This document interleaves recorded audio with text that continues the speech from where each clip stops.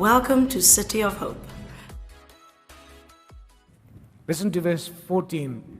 But one of the young men told Abigail, say, praise God for Abigail. Okay. As Nabal's wife. And he said to her, behold, David sent messengers out of the wilderness to greet our master, and he insulted them. Can you say insult? Yet the men were very good to us. Now, just this word very good is the same word where God used, where he said, when he looked at Adam and Eve after creating them, and he said, they are very good. In other words, David represented the very goodness of God to Nabal, right? They were very good to Nabal. Sometimes we have friends that are very good to us.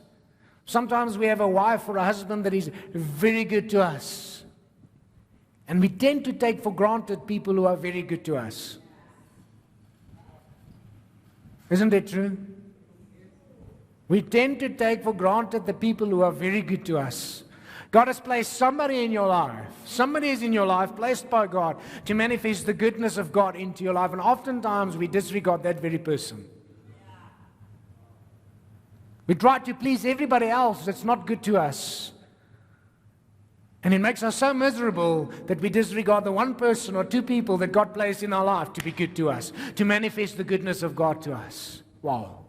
I felt so convicted when I read this. I'm like, God, forgive me for thinking less of those people who love me. Because oftentimes we try and please those we can never please. Been so good to us. And we suffered no harm. They were a war to us both by day and by night, all while we were with them keeping the sheep. Now therefore know this and consider what you should do. This is now the servant speaking to Abigail. Consider what you should do. For harm is determined against our master and against all his house. And he is such a worthless man that no one can speak to him. Here's a servant. Now we can say, but the servant now is dishonoring Nabal. I don't think the servant is dishonoring Nabal. I think the servant has realized that it doesn't matter what they do, Nabal carries no honor in his heart. What does it mean to be a worthless person? The servant called Nabal worthless. Worthless means you carry no value on the inside of yourself. And because you carry no value inside you, you cannot impart any form of value to another. So think about this. People who are worthless devalue others. Mense wat geen selfbeeld het nie, is die wat ander mense heeltyd moet afbreek om beter te voel oor hulle self. And you find that among children, and you find that among teenagers, and you find that among adults. You find that in the workplace. People who don't have a good word to say about somebody else is a worthless person on the inside because they have no sense of self-worth. You see, I've made this illustration before, but value is always imparted, isn't it? I've got a 100 Rand note here. And what's the difference between this 100 Rand note and just a piece of blue paper that I color in with a buffalo or Madiba's head on? What's the difference? One has got 100 Rand worth of buying power and the other one has got 0. Maybe if you think my artwork is great, you might pay more than 100 Rand. Not really. But you see, the difference is an authority, the Reserve Bank of South Africa bestowed value onto this one, whereas the other paper, there's no value in. Value, worth, is imparted. And a worthless person has no worth within himself. He's got no value to impart to another. And so this servant recognized that his master was worthless. He couldn't impart any sense of value. You know, some people have money but no value. Some people have a lot of money but no value. You can have finances but no friends. Some have got a lot of stuff, but no love. I'm feeling poetic this morning here, okay? Some have a lot of things, but they miss the king. Nabal had a lot of things here, but he missed the king. He missed an opportunity to honor the king. In that case, King David. The fourth contrast I find is honor is considerate, whereas dishonor is careless. I'm going to rush through the next three, and then we're going to end on the last one. Honor is considerate and dishonor is careless. You see, Nabal primarily thinks about himself. A careless person that dishonors others, everything revolves around oneself. Whereas honor considers other people. A careless person like Nabal doesn't consider how he creates pain and heartache for other people around him. He's like a blunt axe. Just keeps swinging around, and he causes hurt to people around him. He doesn't consider the hurt he causes. As I was preparing this, the Lord said to me, Jan, if you devalue another person through your words, through your actions, through your attitude, if you devalue another person, it says more about your worth than what it says about that person's worth. It says more about your worth than that person's worth. I just love this part from verse 18. It says, then Abigail made haste. Can you say made haste? And took 200 leaves and 2 skins of wine and 5 sheep already prepared, and parched grain, and 100 clusters of raisin, and 200 cakes of figs, and lay them on donkeys. And when Abigail saw David, she hurried. Can you say she hurried? And she got down from a donkey and fell before David on her face and bowed down to the ground. And she fell at his feet and said, on me alone, O Lord, be the guilt. Please let your servant speak in your ears and hear the words of your servant. You see, honor acts with a sense of urgency, while dishonor has complacency. Honor acts with a sense of urgency. She hurried and she made haste to restore David's honor. I believe honor is like this. When you're convicted that God is saying this, what you did is wrong to that person, go and make right quickly. Don't let the sun go down on your anger, but also don't let the sun go down on your sin of dishonor. I remember when I just started Bible school and I was responsible for my own finances, and one day I prayed, I said, Lord, why am I not getting a financial breakthrough? And the Lord reminded me that a few years before that, when I was still unsaved, one day one of my youngest brother's friend came and played, and he brought some BB guns, and we were playing cowboys and crooks, and I was playing against the two of them, and in the process I had broken his BB gun. And I thought, I made light of it. I said, well, the thing was gemors anyway, and that was it. And it was about 3 or 4 years later when I was saved and I was studying to be in the ministry. I said, Lord, why are my finances not breaking through? And the Lord showed me this friend of my brother's face, and he said, it's because you didn't restore what you broke. And it was only 100 rand, I remember, for a BB gun back then. And it was the quickest I spent 100 rand. I quickly bought him a new 100 rand. I thought I gave him 100 rand and said, I'm not sure if you still want a BB gun, but here's 100 rand. You can do whatever you want. But it's just to restore. And true as heaven, my finances got blessed. You see, oftentimes it's a small thing that we need to do. It's a small commitment that we didn't honor. Come on. There's a financial commitment that we haven't honored that's outstanding. And God is saying, if you honor, I will release. Honor acts with urgency. And I wonder, as I was speaking, if you can think maybe of something in your life. Maybe there's an area in your life where there's a commitment that you've made, or something that happened where you didn't honor financially, where you didn't honor that commitment. And that could be the very one thing that keeps the floodgates of heaven opening over your life. It might be that you need to make something right like I did. Something silly, something innocent. But God is saying, go and make it right. Honor acts in humility, and dishonor in ignorance and arrogance.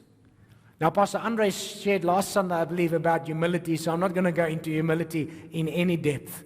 You can go and listen to the sermon. It's actually coming out this morning, a brilliant sermon on humility, and so listen to that. But dishonor acts in arrogance and ignorance, and that's probably the most lethal combination. Is a combination between ignorance and arrogance. Nabal is ignorant of what David had done for him, and he's arrogant on top of that. And when you are ignorant and arrogant, we make huge mistakes. It cost Nabal's life, this mistake. Read with me from verse 28. Please, this is now Abigail coming to David, falling before him. Please forgive the trespass of your servant, for the Lord will certainly make the Lord a sure house, because my Lord is fighting the battles of the Lord. She's She recognizes, you see her. She recognizes what David has done. She's not ignorant of that. She's humble. And evil shall not be found in you as long as you live. And when the Lord has done for my Lord according to all the good that he has spoken concerning you, and has appointed you prince over Israel, my Lord shall have no cause of grief or pangs of conscience for having shed blood without cause, or for my Lord working salvation for himself. Last thing that Abigail does, that honor does, is honor reveals royalty, while dishonor exposes stupidity. I had to rhyme it there. Okay. Honor reveals royalty. You see, Abigail comes and she says, David, you are called to be king of Israel. You're called to be prince, the ruler of Israel. Don't waste your hands. Don't make your hands full of blood of this man. He's not even worth it. You are fighting the Lord's battles. Don't fight your own battle right now. And what she's doing, she's calling out the prince out of David. She's calling out royalty out of him. She's reminding David of his divine identity and destiny in God. Wow. What a woman. Come on, turn to your neighbor and say, what a woman. Every husband wants a woman that acts like a queen. Not a beauty queen, just a queen. Yet many of us husbands treats our wives like maids.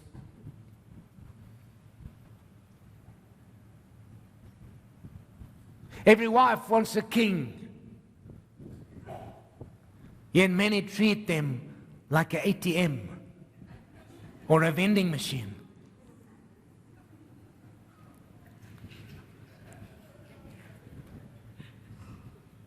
King Solomon, the wisest man that ever lived, yet he married about 1,000 wives. So we can question his wisdom sometimes. Writes this in Proverbs 5 verse 14, drink water from your own cistern. He's writing about marriage here, okay? Drink water from your own well, fresh water from your own marriage. What is Solomon saying? You see, this is some water that I poured out. Clean, purified water, bottled water, so clean. How many of you are thirsty right now? Okay. It's like om skoon water te drink, especially in Kimberley, you know. You can't drink the running tap water here. You never know what you're going to get here, so can't drink it.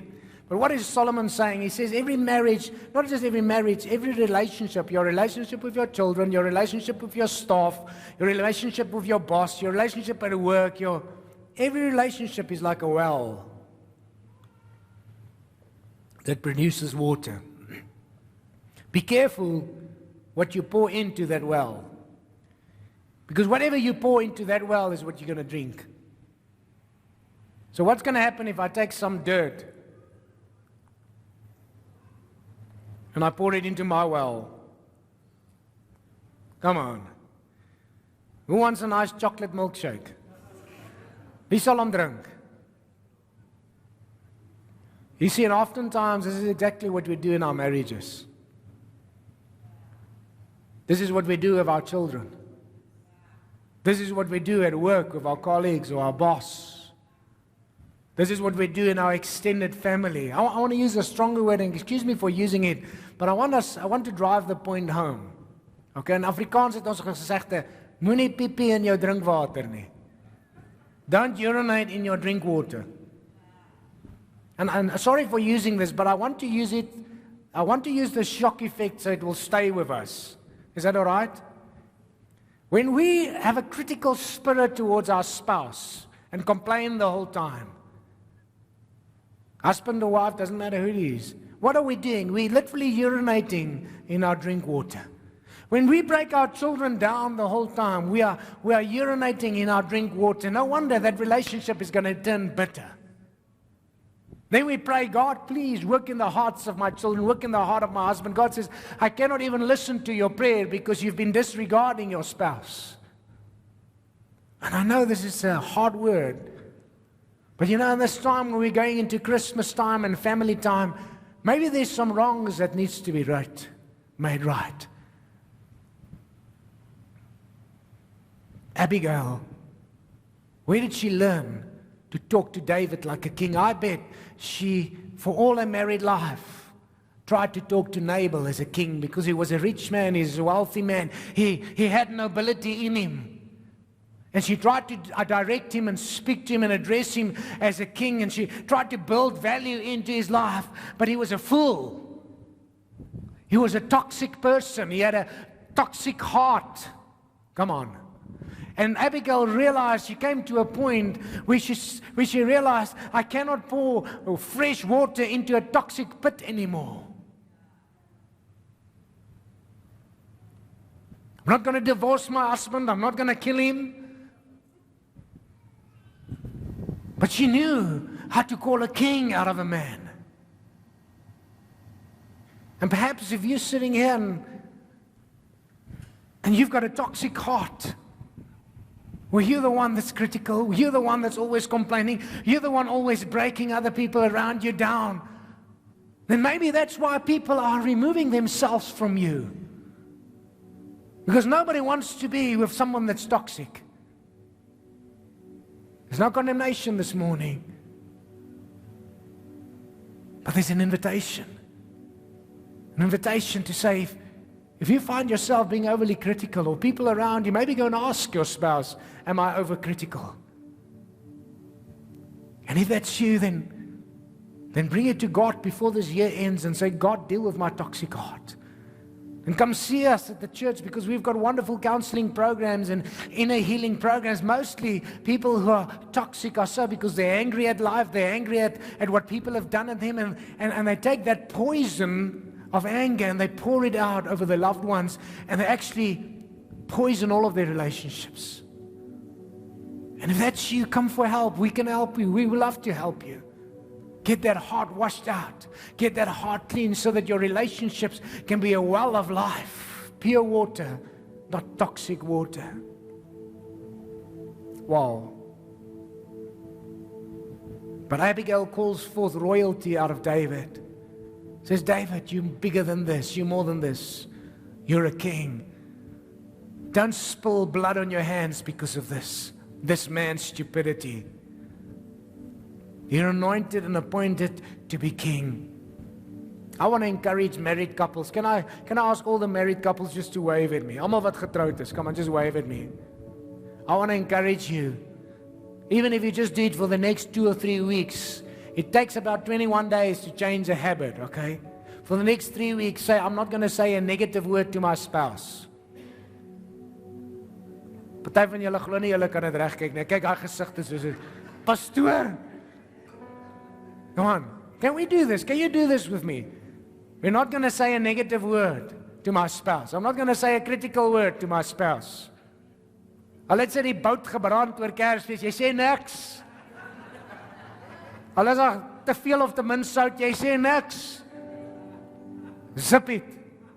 If you don't say something good, say nothing, okay? Try it for 3 weeks. You might have a different marriage. And with your children, maybe not 3 weeks, but 1 week with your children, try not to criticize them. You might have a new kid by Friday. You see, God is saying, don't urinate in your drinking water. Honor calls forth the royalty in one another. Honor calls forth the best in one another. Listen to the outcome. Here's the harvest. In verse 37, and we're closing. In the morning, when the wine had gone out of Nabal, his wife told him these things, and his heart died within him and became as a stone. And about 10 days later, the Lord struck Nabal and he died.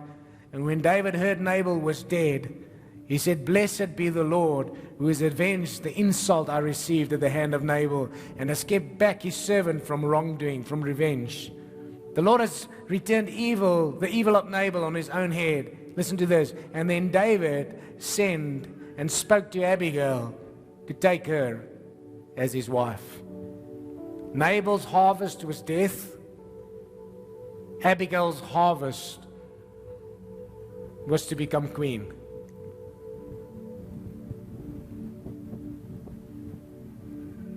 If we honor, God will honor us. we'll have a harvest of honor.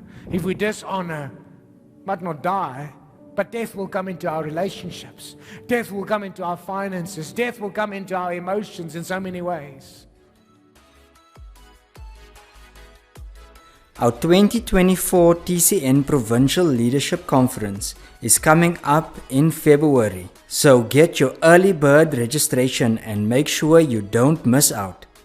Save the date for our week of prayer and fasting from the 21st to the 26th of January. Would you like to empower yourself in the Word of God? Do you need to prepare and equip yourself for God's purpose in your life? The City Empowerment Center has the following 4-degree courses available, with the option of SACWA accreditation. For more information, please contact the church office. Our Valentine's Day dinner takes place on the 14th of February, so save the date. Our Relentless Inner Healing Retreat takes place on the 1st to the 3rd of February.